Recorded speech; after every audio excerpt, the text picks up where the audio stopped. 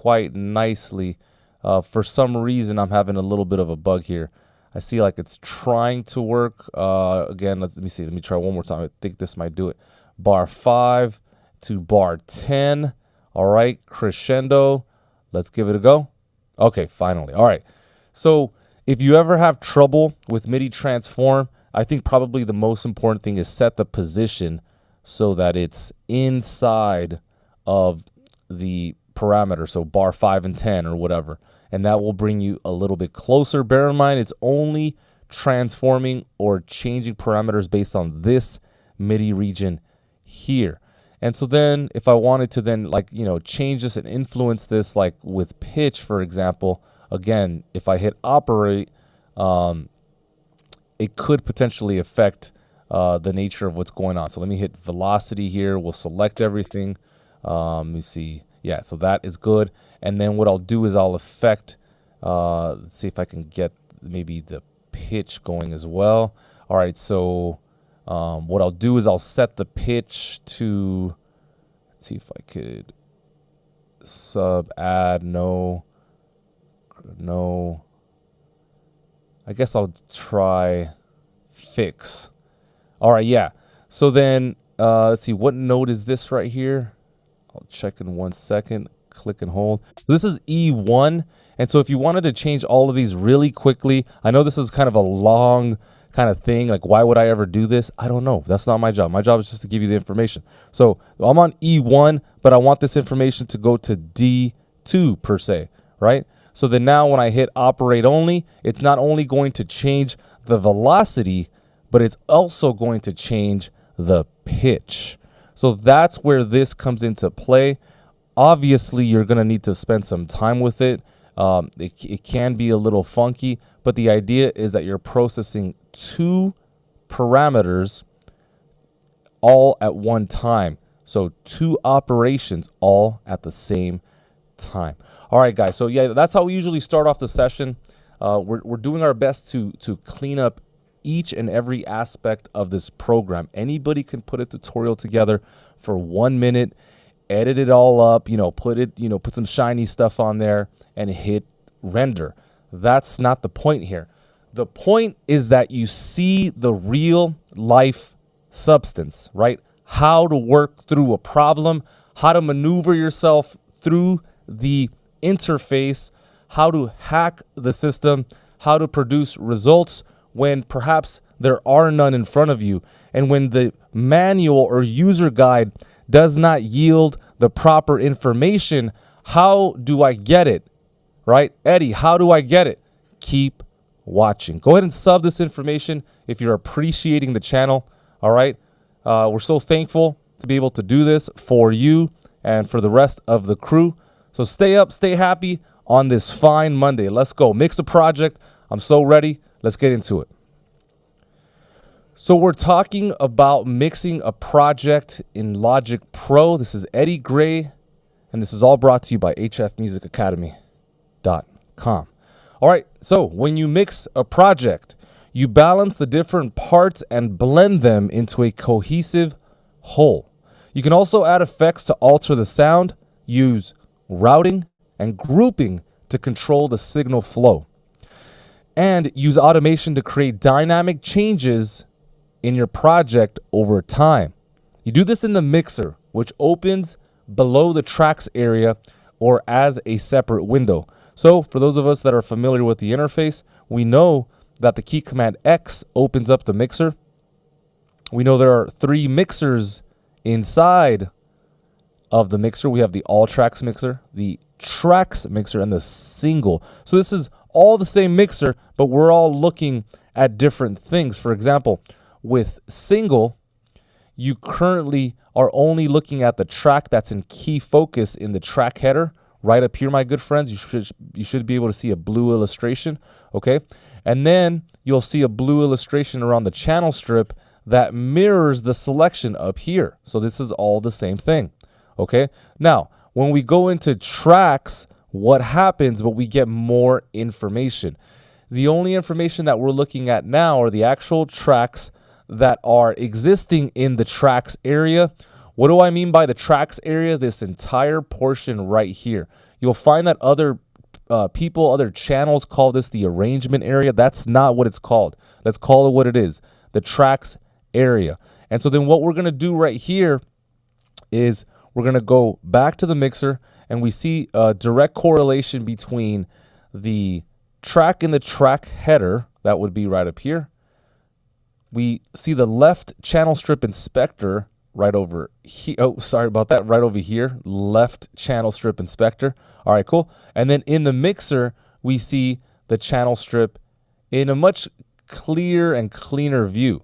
So 1, 2, 3, all the same channel strip found in different parts of the Logic GUI interface. All right, sound good? Okay, so that's one way to open up the mixer, key command X. Another way, which I would advise you to know just in case, is right up here. There's an icon on the top left, what's called the control bar at the very top of the screen. And that right there will also bring up the mixer as well.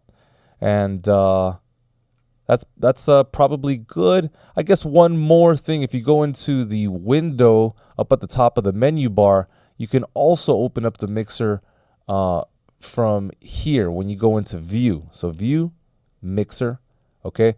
And shortly, if you kind of stay with us, you'll know that we're going to cover all the stuff here under window. There's so much to learn, so many great facets of the program. Let's keep it moving. Although there are no rules for mixing, except those learned from experience and a good ear, mixing typically involves the following steps. This is a really good saying right here, by the way. You may find yourself moving back and forth between steps as you work on the mix. You set the channel strip volume levels, roger that. Set the channel strip pan knob or balance, or you position to place instruments in the stereo field. Yes, roger that. You adjust effects and instruments to change the sound characteristics, so audio treatment of the overall project or an individual track. Roger that. Control the signal flow to create subgroups, routing a signal to multiple destinations if possible, and if desirable, or process sounds individually. You can create change over time utilizing automation curves on an individual track or on the master. In the process of mixing, you can find different ways to accelerate and simplify your workflow. How? By muting, soloing, working with the channel strip settings, understanding mixer groups, and customizing the mixer as a whole. If you're unhappy with any of your adjustments to the channel strips, plugins in the mixer, you can always undo. Pretty cool feature in Logic. So bear in mind, this is in the channel strip or the plugins. And I've spoken about this before, but I just want to kind of let it out that if you want to activate that feature, go ahead and click on any plugin, anything in Logic, and utilize include plugin undo steps in project undo history. I believe there's another way to activate that if you go into edit, undo history, and you enable one or the other, the mixer or the plugin. And the mixer would include the channel strip information, of course. Okay, so all of this is great. We talked about opening up the mixer. Page 531, Eddie Gray, covering the Logic User Guide. And now it looks like we're getting into...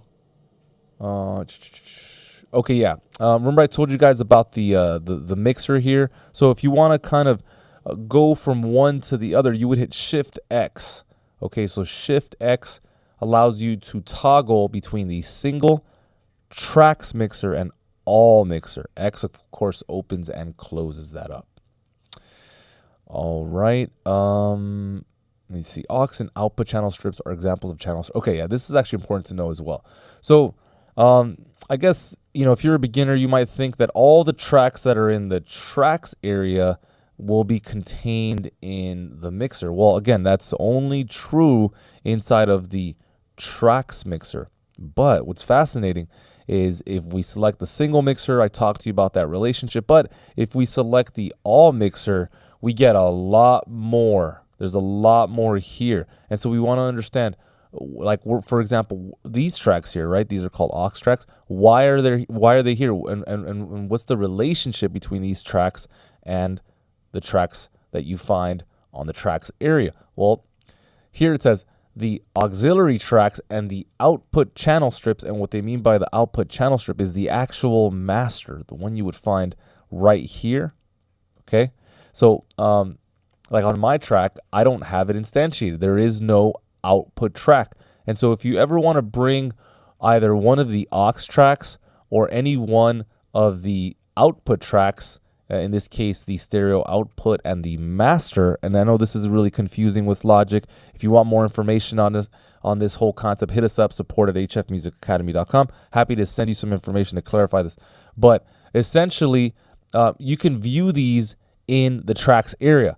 Eddie, why would I want to see these in the tracks area? I'm already overwhelmed with the 36 tracks that I have on the session, bruh. What do I do? Why am I doing it? Because there are some creative possibilities that you can enjoy here. There's some creative control that you could take upon yourself to be able to alter your session. And that's what I want for you, possibilities, options. Right? I want you to be able to move. I want you to be able to make any decision at any time, at any moment, in order for you to get what it is that you need to get. So I'm going to go ahead and Control-click. All right? And then you'll find that it says here, hide output track. There's a corresponding key command. Okay. Now, if we scroll down, there is Master 41. You can see I'm using my newly designed master. I have like over 50 masters. This one is my what I call my Leap Wing Audio master. I'm using a lot of these plugins now. I love them. Excited to show you these later videos to come. But the other thing is here, when we Control-click the master track, right, not to be confused with the stereo output, we can go ahead and utilize the master track on the tracks area. Now, Eddie, why would I want to have the stereo output, which is where I process everything in real time? I put all my mastering plugins. If this is your workflow, of course, there are different workflows. Why would I also want to have the master?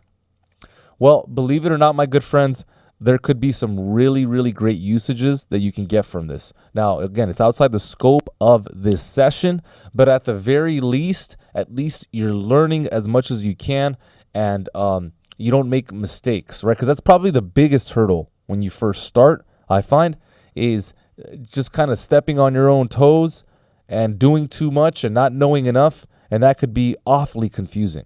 So this is a really cool opportunity to be able to get experience clarity with Logic for the very first time in your career. That's what I'm looking for. All right, so then now we have the stereo out. We have the master.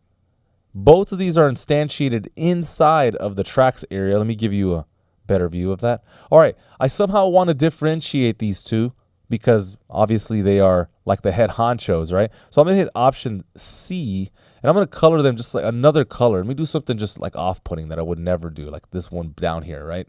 I like the shiny stuff. All right, so down here, you can see that they are colored differently, and now I can differentiate where are they and what do they do, right? As opposed to all this other stuff.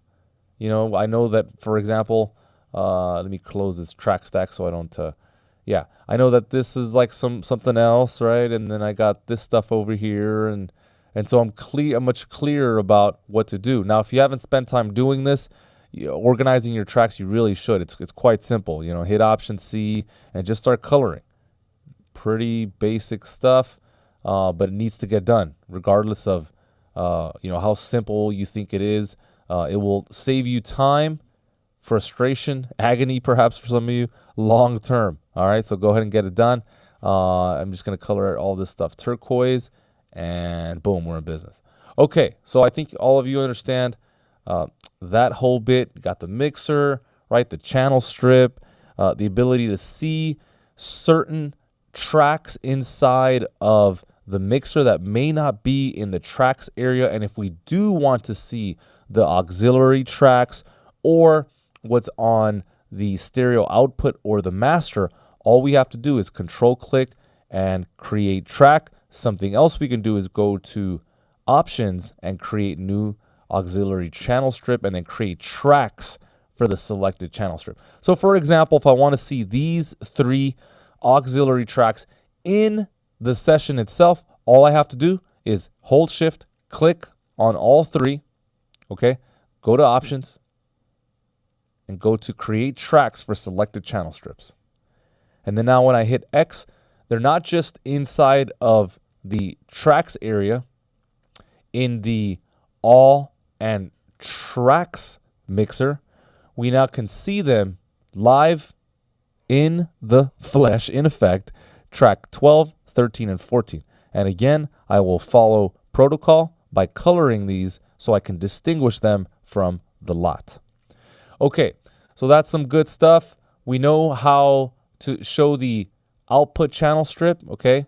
It looks like you can use the cycle through the mixer modes key command. Use the cycle through mixer modes. Yeah, Shift X. I just showed you how to do that. Okay, and this should be stated right here, right? I mean, it would be nice. So click the disclosure triangle at the bottom of the channel strip in the mixer. Make sure that view follow track stacks is chosen for the mixer menu bar. Okay, let's check this out. So X, right? And then we're going view, and what was the other thing that they said? Channels. Nope. Wait, what was it? View follow track stacks. I don't see that here, but maybe up here. Oops. I don't see it here either. Uh-oh. Oh, follow track stack. Okay, cool. Man, okay. Roger that. So if you follow track stacks, and that's on by default, I've never turned that on. It says that the disclosure. Oh, what happened there? Oh, geez. Hold on. What happened there? Bring me back. It says disclosure triangle at the bottom of the channel strip in the mixer. Click the disclosure triangle. Oh, okay. So what? Can you not see it? To mirror the display of. Oh, okay. Got it. Well, that's pretty cool. So if you want the information in the tracks area to mirror what's in the mixer, you basically have to have this feature on, follow track stacks.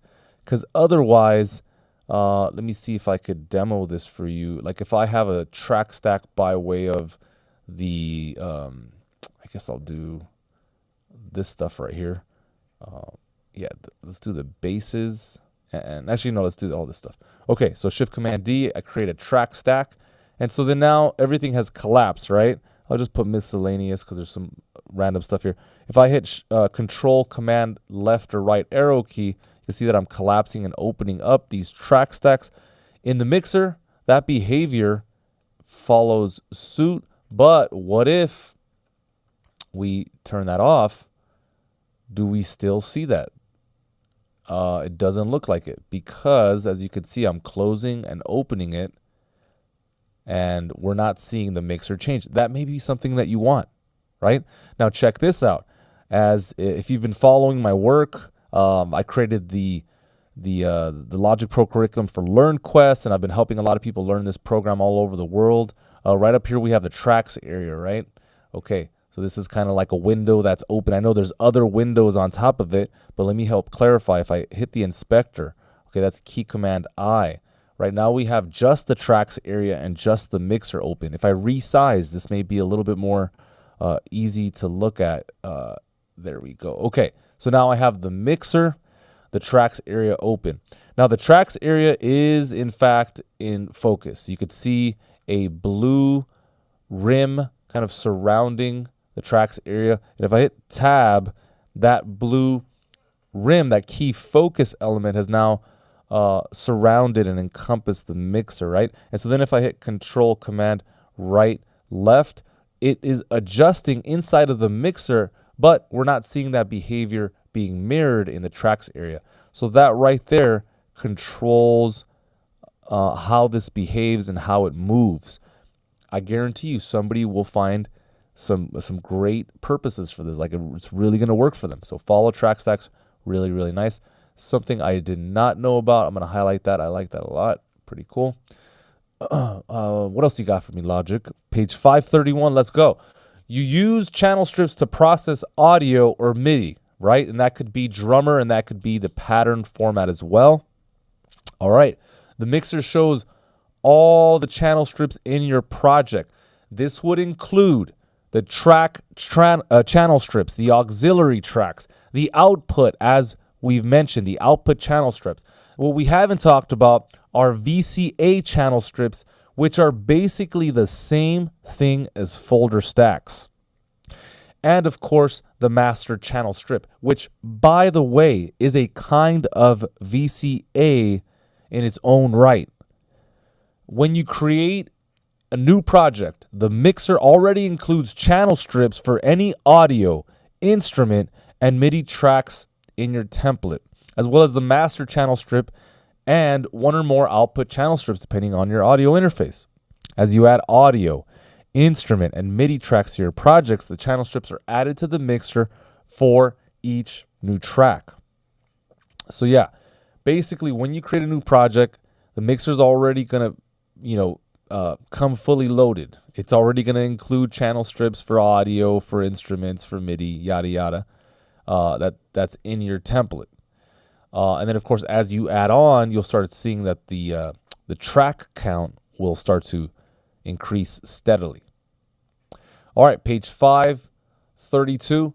So then we can also add auxiliary and VCA tracks from the mixer itself. So we don't necessarily have to create a track up here. So like, for example, right now, what I'll do is I'll create, let's call it an audio track, yeah? And so when I create an audio track, of course, it's going to show up in the inspector on the left-hand side, and of course, it's going to show up in the mixer. It's the same thing. Right here is the audio track. Now, what's interesting about this is Logic does a lot of auto routing. It does a lot of the work for you. That's one of the benefits of this incredible DAW, is that you don't have to come from the traditional world of mixing and mastering and, have 12 years experience as an audio engineer and fold all the cables the right way and all that good stuff. You can just come on in, right, a floor level and get the basics and kind of build from there. So what's fascinating here, though, is like, as you can see, I only have 3 auxes. Okay. All right. So if I go back to the track that I just created, right, track number 13, if I create a bus, and let's just call it an open bus, which one, Eddie, which one's the best? What does it matter? We've talked about this, right? So if I go to bus 27, it could be 2. I don't care, right? It doesn't really matter where you choose from. These are just open buses. If I select 2, for example, well, what happens? We didn't just get the creation of bus number 2. We also got a channel strip in the mixer connected to that same bus. So this channel strip is called an auxiliary track. Okay, so now we have the bus. Think of this as a 1/4-inch cable, if you will, that is connected to this auxiliary track. And we have talked about the fact that this channel strip, this auxiliary, is not currently located in the tracks area. Why are these? Because if you haven't been watching, then you would have to go to the beginning. But essentially, we created them. They were already existing inside of the tracks area, but we control-clicked, and we used the key command Control-T, and we were able to create tracks for selected channel strips. Okay. We're not seeing it now because the tracks are already there, but we're about to create one now with this auxiliary. I'm going to control click it, create track. Well, we're not just creating a track. Hold on, let me Command Z that. All right, good. So I don't want to just create a track, because that's what that's going to do is it's literally just going to create more auxes, right? So there's another aux. Let's see what happens if I do that again. Wait, hold on. Okay, so there's aux 5. Okay, so that's interesting. If I hit create track, oh, there it is. So it populates it in the tracks area, but it also organizes it in the mixer. See, that's what confused me there. So that's one way of going about it, right? But the other way is you go to options, and then again, this is probably a cleaner way of doing it, but create tracks for selected channel strip. Okay, no, it also organizes it, and now that auxiliary track is inside of the tracks area. So that's pretty cool. Just another way of going about it. Now, of course, we don't have to keep it in this order. If you need this next to another track, you can do that. Let's hit A for automation. Now, I guess something that is worth noting is if I move something in the tracks area, it's reflected inside of the mixer, right? Because we have created that relationship, and I'm sure there's a way to not do that, but let's stay tuned for that, and we will find it soon. Channel with sends only. Cool. All right, so many different little pieces here. Feels like we're building a jigsaw puzzle. All right, so let's look at the mixer as a whole. Let's try and understand what's going on here. So it says that we can filter the channel strip types by utilizing the filter buttons on the top right of the mixer. So let's read about these, and then we'll actually put it into practice. So of course we can filter out the audio, right? These are used to control the playback and recordings of audio signals, loops, samples. All data on the audio track is automatically routed to the audio channel strip assigned in the track list. Okay, very cool. The instrument, so now we're talking MIDI, used to control software instruments, and everything else applies. The instrument channel strip can then be driven by a recorded MIDI region or by playing your MIDI keyboard. Okay, let's talk about these auxes, shall we? Used for a variety of signal routing purposes.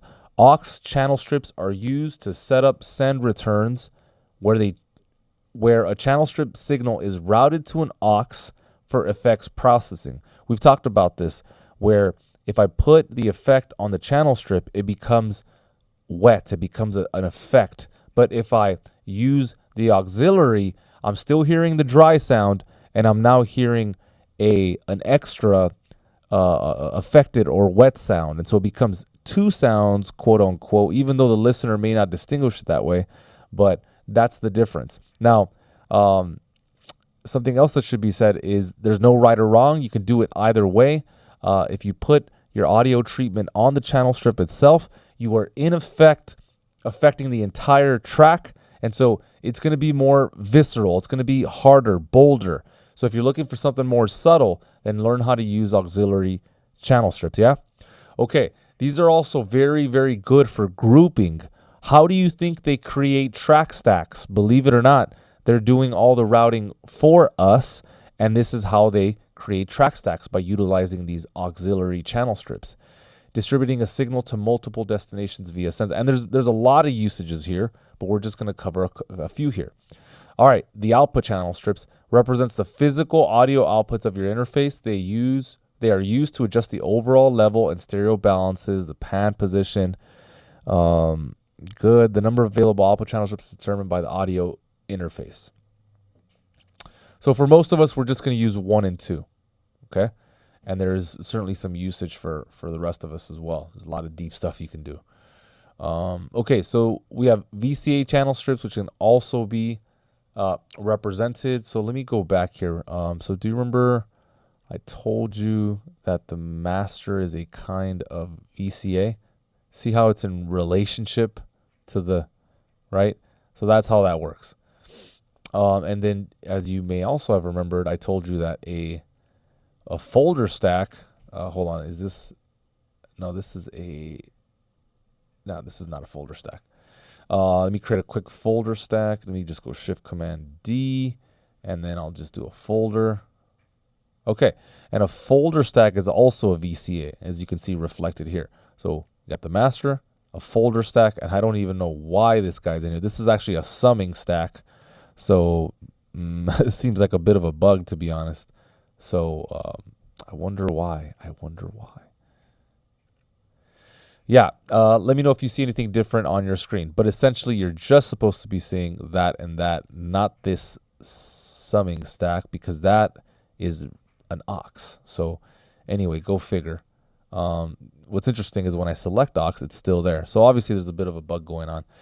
I think it might be time to update to 10.6.1. I'm starting to see a lot of little things, just loose wires. Wait, not that guy. I'm talking about this guy. What version of Logic are you guys on? I'm on 10.6.1. Actually, that is the latest. Cool. I thought the other version was a little bit more stable, but it's all good. I mean, it's really minuscule, so I'll take it. So very good. If I then click on the one filter button that is in focus, what ends up happening is they all kind of pop back in. So, it's a process of elimination, but again, if you can either select them back in, or if they're all out, then it's almost a kind of way to be able to turn them all back on, right? Just by turning them all off. Okay, because obviously that would be really confusing if they all just leave at some point, right? You don't want to do that. And then the button on the right hand side here allows your channel strips to just be a little thicker, right? Just so it's easier to see. I personally like that feature quite a lot. But again, if you have 200 tracks, that may not be ideal. Okay, so we've got the filter buttons. Not only do we have the single mixer, the tracks mixer, the all mixer, we also have these great filter buttons that really allow us to take full control of our mixing experience. All right, what else do you got? We want to delete channel strips. We can do that, okay? If the channel strips you wish to delete are assigned or receiving signal from active buses, a dialog appears informing you that you can choose to delete all the selected channel strips or to deselect those that are assigned and only delete the remaining channel strips. So this is actually an important note because let's see, track number, let's do my guitar track here, 130. Here, let's take a listen.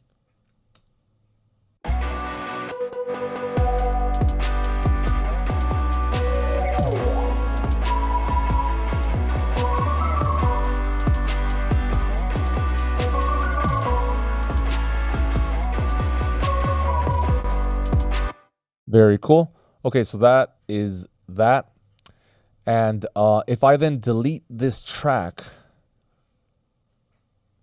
let's see. Oh, I'm sorry. Bus 130. Let's go into the mixer and let's see if I can delete. Yeah, this one right here. So I'm going to delete this aux. Now, bear in mind, it's currently attached to that guitar that I just showed you. So it says, hey, what do you want to do? This particular channel strip is currently receiving signal from an active bus routing, the one that I just showed you. Are you sure you want to delete them? Well, it looks like we can delete anyway. Cancel this. What does this mean? Deselect used and continue. Let's find out. I'm going to delete it. Yeah, it looks like it did delete bus. Wait, bus 130. No, it's there. What was the difference? Yeah, bus 130. Hold on. No, the guitar's still here too. I'm not sure what all that was about. Let me see. Bus. Oh, does it bypass it? So here's bus 130. Let me click that. Let me deselect used and continue. That, yeah, it basically just no, it didn't. There it is right there. Hold on. I guess I'll turn both of these on and let me just see if this is true one last time. Boom. Deselect used. Oh, okay. I see what's going on. Oh, man, that was just, I was trying to read in between the lines. Literally just deselect what is currently in focus and just continue on. What's the difference between that and cancel? Like, why that option? Like, there's no need for the extra stuff. What's deselect used? If I hit cancel, it's still in selection. And if not, it deselects it. I don't know. That just seems like a bit much. But cool. Let's keep it going here. We got the filter option. Click a filter button to show that channel strip. Oh, cool. So it looks like there's some keyboard modifiers that we can hit. If I hold option, looks like we can just isolate everything without necessarily having to select, that and the other. Right? We're just in. Sweet. I like that. I will keep that. Thank you, Logic. So let's see what page 534. How do we scroll to specific channel strips. Oh man, this is awesome. When you have more channel strips that can be viewed in the mixer at once, scroll the mixer in Logic Pro by doing one of the following. It's up to you. Select auto scroll to selection in the mixer. Okay, let's start with that one because this is getting deep now. I can see it. When you select a channel strip, the mixer scrolls to include the selected channel strip. So we're going to go to auto scroll in the selection in the mixer view. Okay, so view, and then we're looking for auto scroll to selection. All right, so view, auto scroll to selection. Make sure that's enabled. Why? Well, you can see that every single time that I select something in the tracks area, I'm using my keyboard, the up and down arrow menu here. See what's going on? All right. So then what ends up, I can't use left and right because if I do that, it starts to select regions inside of my track. See, and that's not helpful, right? So then what ends up happening is if you turn this off, now, well, it looks like they're still going. All right. So what about here? No, still going here. I wonder if I need to turn this on. Maybe I need more tracks. Here, let me go ahead and open up more tracks. Let's do 50.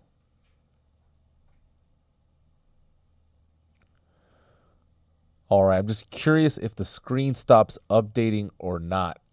Yes, as I predicted.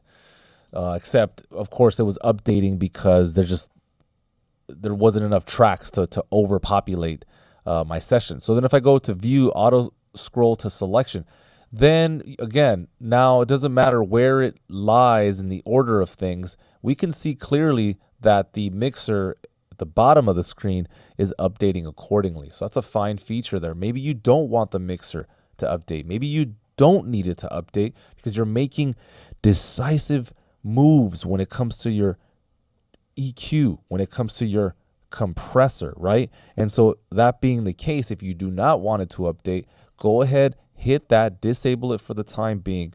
Let's see if there's a key command associated. Auto scroll right there, my good friends. All right. HF Music Academy has your back. We want you to learn this program in and out, and we understand it's going to be a different user experience for each and every one of you. This is why we're giving you everything. Okay. All right. So now I have view, auto scroll to selection off, and I am making my decisions with my EQ and with my compressor, and I'm updating the tracks area accordingly because maybe I want to mute stuff or mute regions or what have you, and I'm still making my selections here. All right, I want the mixer to stay in its current position. I don't want this to move at all, but I need the information up here to change, and that's where that falls into place. I like that feature a lot. That's pretty sweet. What else you got for me, Logic? Choose a channel strip type in the scroll to submenu. Okay, all right. So then we go to scroll to. The mixer scrolls to the first channel strip of the type selected. All right, let's test it out. So we're going to go to view, scroll to, and I want a VCA, a master VCA. Let's see what happens. Boom. Okay, so the first VCA that pops up, that's where it takes you. Let's go to view, scroll to. Give me an audio track. Wait, is something in focus? I guess it just shows you. Yeah, that's an audio track. Cool. I thought it would select it, so that's what I wasn't looking at the right thing. Here's instruments. All right, cool. Yeah, it just kind of shows you all the instruments. Awesome. Can we do? Let's do all the buses. This project does not contain what? Did I delete all the? No, here are the buses here. What's going on? What are you talking about? Let's try that again. Option. Scroll to. Okay, let's just do auxiliaries. Ooh, is this like a? Wow. Okay, hold on. Auxiliaries. Boom. All right, there's the first auxiliary right there, and here are the rest of them. Is this not a thing? Is this like a loophole from the? It's like a dinosaur bone that we've uncovered. Yeah, that's so interesting. That may be something right there. Yeah, this may not even be utilized anymore. All right, so you understand how to use that. That's cool. If you want to select a single channel strip, how do we do that? Well, you want to click on a portion of a channel strip not containing a channel strip control. With the mixer in focus, use the right and left arrow keys to select a channel strip. When a channel strip is selected, any tracks associated with the selected channel strip are selected in the tracks area. Yeah, we've talked about that, right? If you click on a portion of a channel strip not containing a channel strip control, not sure what that means, containing a channel strip control. So like, for example, if I click here and I start using the left and right arrow key, it works here, but why? Remember I told you the antithesis, the opposite of that a second or a minute ago? Well, that's because the mixer is now in key focus. So obviously, when the mixer is in key focus, it's going to be a little bit different because the key commands are dictating that the mixer does what it needs to do. So again, I'll hit tab, nothing is in focus because I need to click one time and then now the mixer is in focus. If from this position I hit tab, you can see that key focus is going from the tracks area to the mixer, to the tracks area, to the mixer, back and forth, right? And then if I hit the right and left arrow key, cool. We see that being reflected in the tracks area as well, right? But something else that should be pointed out is that let's say we get to track, I'm going as fast as I can here. Here we go. Machine gun. All right, cool. So then let's say I'm on track number, let's see, I'm trying to get to track. Yeah, okay, right around here, right? So then now I want to select track number 12, and I'm trying to prove a point that I could do it with just the keys here. So what I'll do is I'll hit tab. And so then now key focus is back in the tracks area. We are currently looking and highlighting track number 8, which is a track stack. And then I'll use the down arrow key one more time to select track number 12. At this point, because the tracks area is in key focus, I'll hit the right arrow key. Bar 17, that region is selected all by means of my keyboard. So you got to stay up, right? Put the most important things in your life first. If this is what you want, you can have it, right? You got to get yours. So this is how we would do it in this manner. Again, you want to navigate the mixer, tab, now key focus is in the mixer, and you can go back to this behavior that we were working before. Cool? Beautiful, beautiful. It's funny. It seems like there's some kind of lock going on. Okay, cool. A lot of little bugs, man. I'm really seeing them. I'm spending a lot of time with the program, obviously. Hope you're well. Eddie Gray reading the Logic User Guide.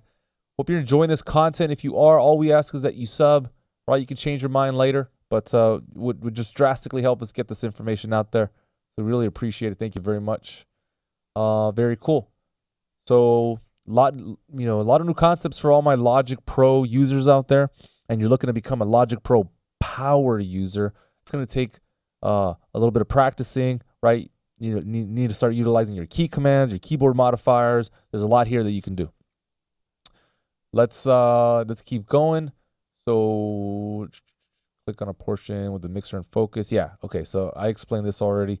Select multiple channel strips. My good friends, if you just hold shift, this can be in the tracks area or the mixer. We know that we can create a group. All right, if you want to deselect something from that group, command click. And then if you want to include them again, shift click brings them back into the group. Of course, just command clicking anything allows you to create a group individually speaking, right? Track or channel strip by channel strip, should I say. Very good, very good. I'm good with that. The tracks associated with the are selected. And I guess I'll just throw something pretty random out there, but that I've learned during our time together here, is if you do create a group, let me go into the tracks mixer by hitting Shift X. And if I do create a group, you'll notice that in the tracks area, there's one that has this particular kind of focus.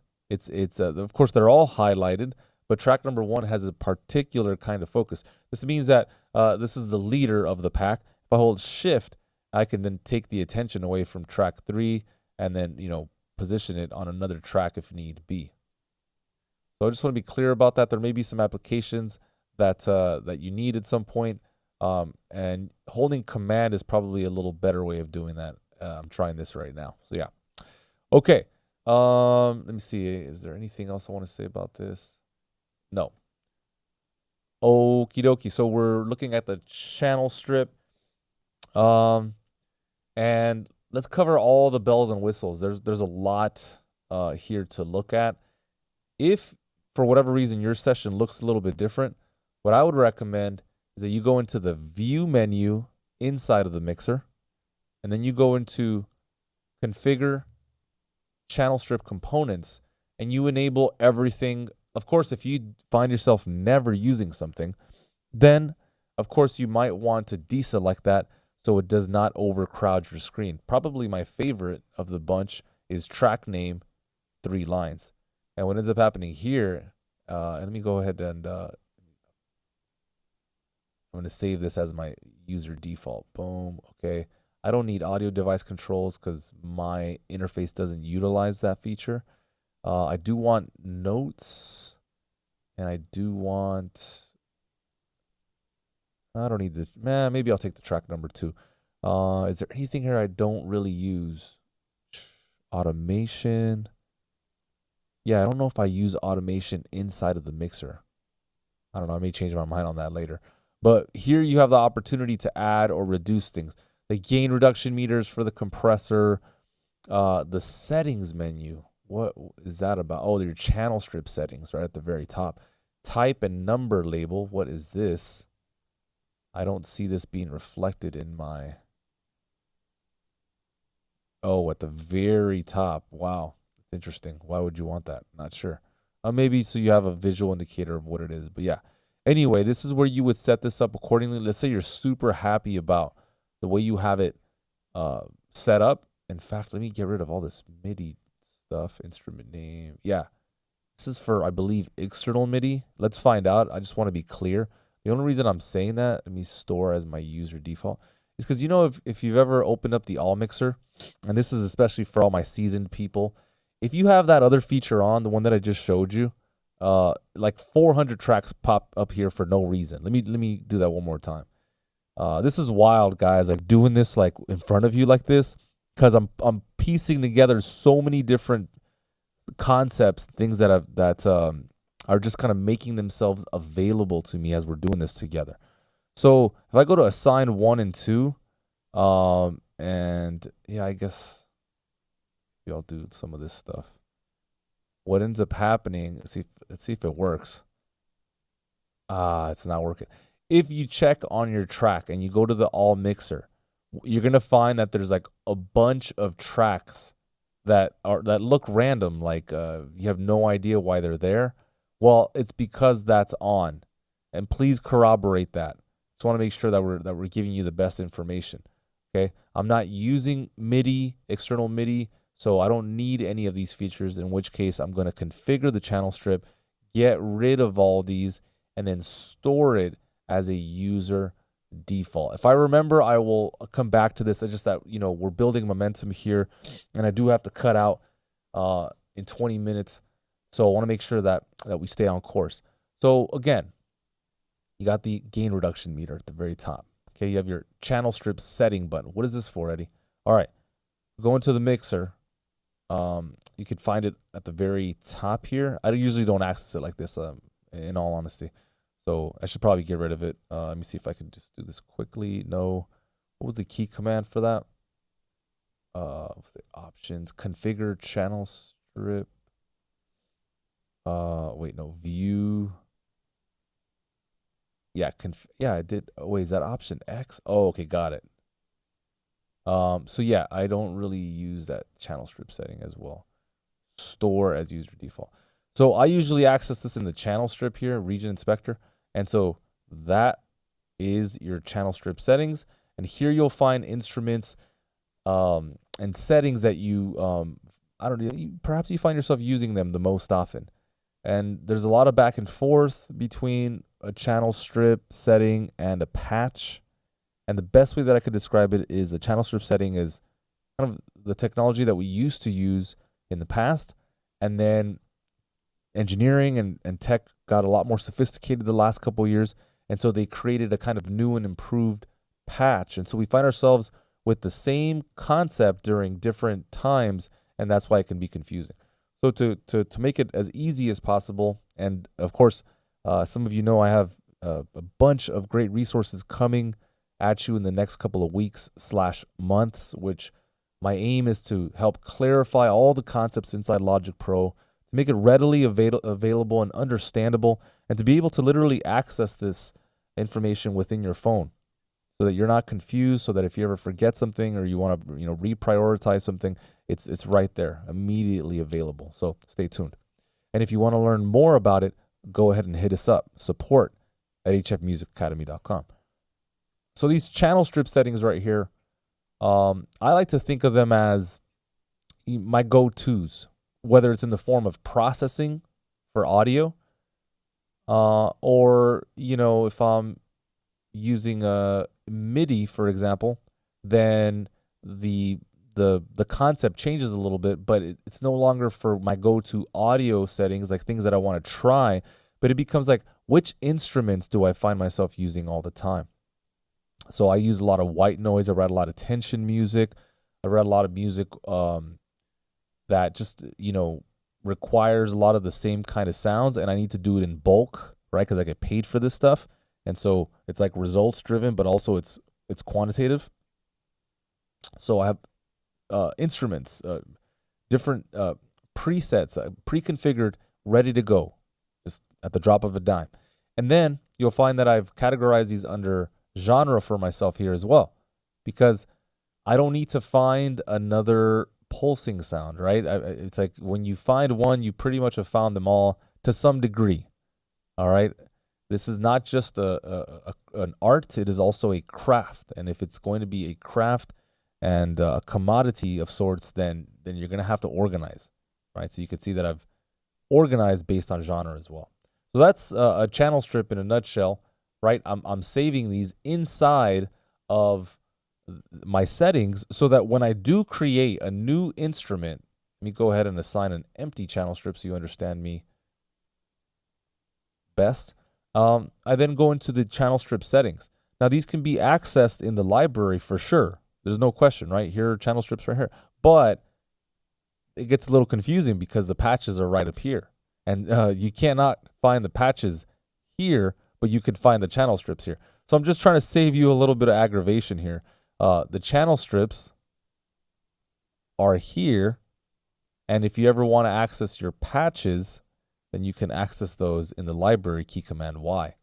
And the difference again, patches gives you way more options and flexibility. It remembers more. But again, we can't get into that now because it's outside the scope of what we're doing. So yeah, if we go down the channel strip, and again, the audio channel strip is going to look a little bit different than the MIDI channel strip, but generally speaking, they're the same, right? Let me share this with you, my good friends. Hopefully you're well. Happy, what is it, Monday today? Yeah, I think it is. See, that's how you know I'm a real modern creative. I don't know what day it is. I mean, we're just doing what we love. All right, cool. Yeah, so you guys see the channel strip here? I'm pretty sure you do. So then, channel strip setting here. Right below that, the gain reduction meter. And if you want to access the compressor, double click that. The EQ thumbnail right below that. And what this is going to do is it's going to show you a thumbnail or a graphic of your current EQ settings. How do I access it? Double click it. There it goes right there. So I'm making adjustments off screen and you see how it's moving as such. Okay. Very cool. All right. Right below that, MIDI effects, right? Do you want to insert an arpeggiator, a modulator? These are things we can get into later. The instrument, what else you got for me here? Well, if we are utilizing instruments, it looks like that we can select either your top level plugins. These are plugins that you would set in the plugin manager.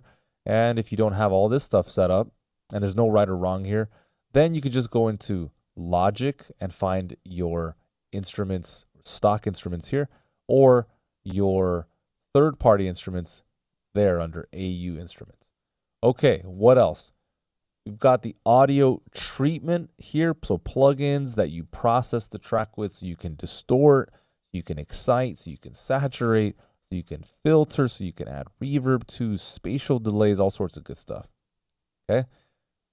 You have your sends down here, your output, which you can move, manipulate for various purposes, we can get into later.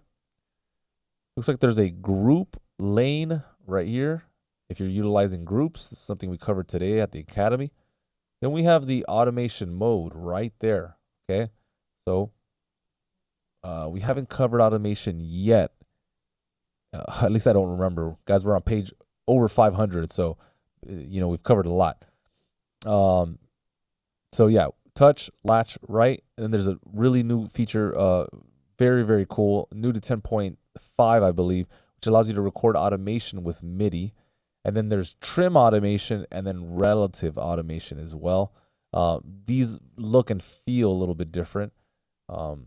Let's keep going here. And I should share my screen in a different way. Okay, what's up, guys? Let me see. Let me just move a couple things around. Hopefully you're doing well out there. Stay up, stay happy. Happy Monday. I don't see my Logic screen, but let me just make sure I see you guys. Boom. Cool. All right. I don't know why these screens always get lit up. All right, cool. All right, so then now let's see. We have the VCA slot. If you're not looking at this one right here, it's again because under the views menu inside, you need to set up your channel strip components, as I was showing you before. So VCA is set on mine, and so I can see that at the bottom here. This is something you really have to kind of take your time with. If your eyes aren't used to seeing it, it's really challenging, but I'm telling you, if you just spend enough time with it, just like anything else, right, you just get better. Okay, so there's the VCA lane. There's the group lane right there. Okay, so this only applies if you're making groups, and I'm not talking about track stacks or anything like that. I'm talking about actual groups in Logic Pro. I'm pretty sure the user guide will have us go through it. We have the VCA lane, the meters, how we read decibels, and your peak meter on the right-hand side. Okay, the volume, channel strip as well, record, input monitor, mute, solo, and then of course the name. And if you've utilized some of the great features here under configure channel strip components, you can also use a quick view by going into channel strip components and then just selecting or deselecting. I really like this notes feature. Something I should say is you cannot access the size of the notes that I currently have in my mixer. See how thick and big they are? The only way you can do that is inside of the configure channel strip components right here, my good friends. You see how it says track name, 3 lines? This is how I was able to access that. You can't access that here. See, you just get track name. Cool. All of this looks good. For those of you that have certain audio devices, interfaces, you can actually adjust your let's see, the phantom, your input gain. You can do all this stuff here. Phantom power, all this stuff can be adjusted from the actual channel strip. I have a UAD interface. Doesn't give me that, but this should be automatically recognized by your interface if it applies. Okay. Let's see, is there anything else? Just to make sure I don't miss anything. Pretty solid. Page 536. Let's go. So yeah, I talked pretty much about all this stuff. This is all pertaining to your interface. If you need phantom power or you want to, flip the phase and see if it sounds better. Other than that, yeah, we covered, all the part. Oh, there's a dim button, which I should show you. Hold on. Turns the dim volume mode. This sets playback volume on the, oh, you can actually, this is actually really cool. Kind of random. I already knew about this, but I'm just going to highlight it. For those of you that need a default mixing dim mode, DIM, I have one on a external monitor controller, but man, it can be kind of a cool thing. I don't know, maybe you get a call and you just need to dim everything down by 5 decibels. If you go to Logic Pro Preferences Audio General, you can actually set this up.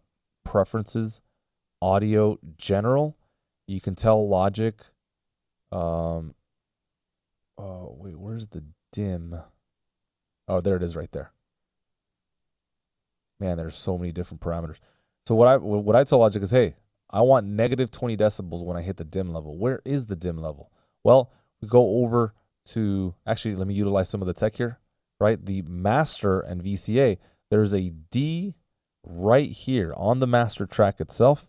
Now, again, the volume is down on my channel strip. I've spoken about this, just that when we're listening in on Zoom, it's just playing back super loud.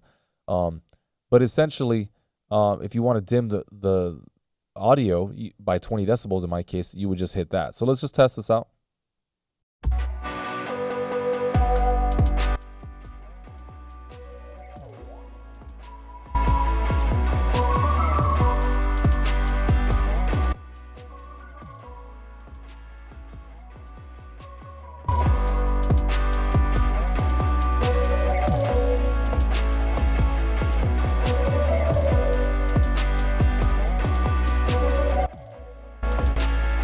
Okay, so that's a great feature, especially if you're somebody that is calibrating your room and your volume and at its most, loud as far as your decibel or your decibel levels. You're like between 76 and 79, or maybe 80. Let's see, 81 to 83. And then when you want it to dim, you want it to go down to just a little softer, like 73 to 76 or 76 to 79, then you would hit dim and that would recreate that for you. Now, of course, you would need to measure all this. I would highly recommend this app right here. Let me see you guys. How you doing, guys? Eddie Gray, what's up? Hopefully you're enjoying the content. And if you do, go ahead and support us, guys. We're here to make sure that you get what you need to get. I really like this app right here. It's called SPL Meter. Let me see if can you guys see? Nah, I don't think you can. But yeah, SPL Meter. It's on the App Store. Really, really nice. It's usually off, I would say, by about 2 or 3 decibels. So if you're looking to get 83 to 86 decibels, you might want to be like, get it to read 81 or 80, and it should fall right in line.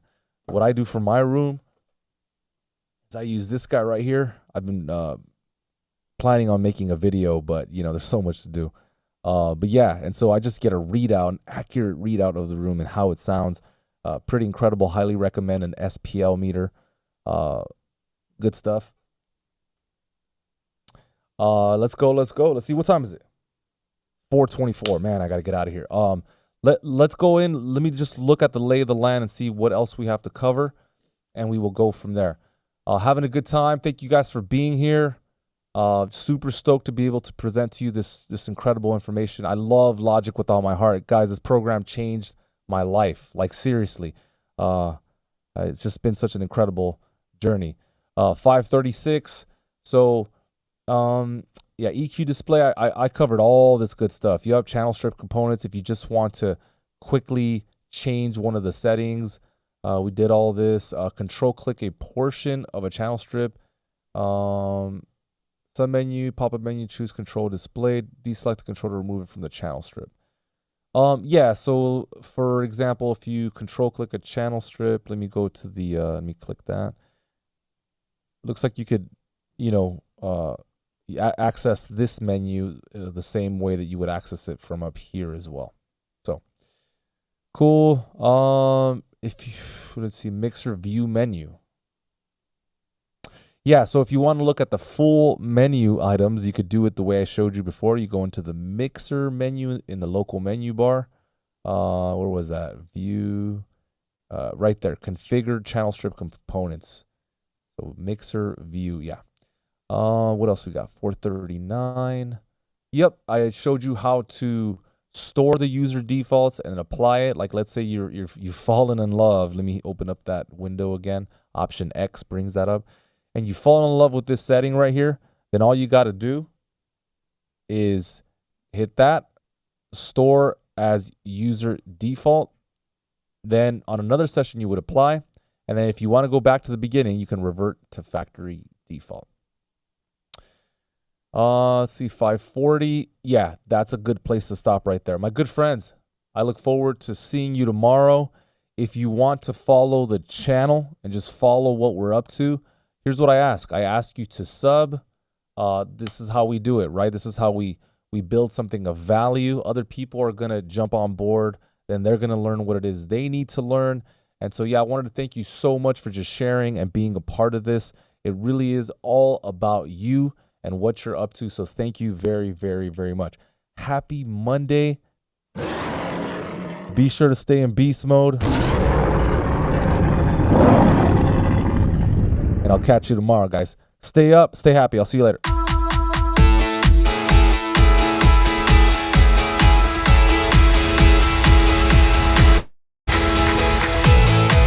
Take care.